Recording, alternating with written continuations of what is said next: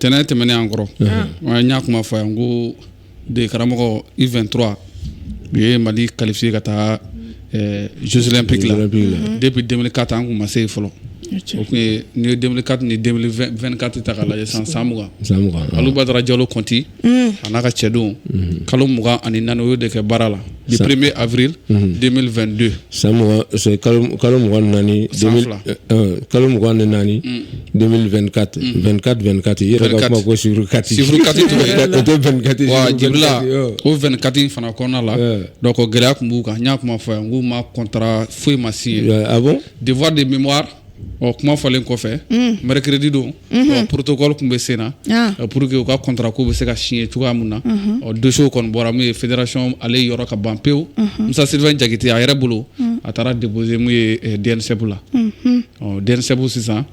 Boubou Diallo directeur adjoint a n'a ka directeur olu n'u ka baara tɔ kɛ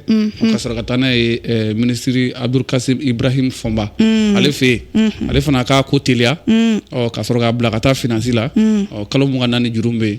ka so ka sara cogoya mun na ani prime minnu bɛ yen minnu ma sara u ka se k'olu fana sara cogoya minnu na donc an b'a fɔ dossier bɛ nin niveau de la ko foro daminɛ waa bɔ ye donc o kɔni daminɛra ka ban parce que foro daminɛlen de ye min ye fédération ka taa ni dossier voilà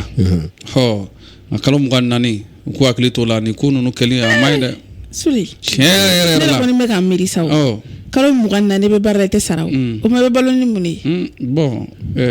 tɔgɔ di safiyɛntɔ balo bɛ Ala bolo koyi ayiwa o tɛ ko k'ala to sanfɛ duga tɛ bin dun maa tɛ to bolo kelen ma koyi bon c'est à dire aw ka nin ko ça c'est ni débat wɛrɛ de ye quoi ni y'a fɔ dɔrɔn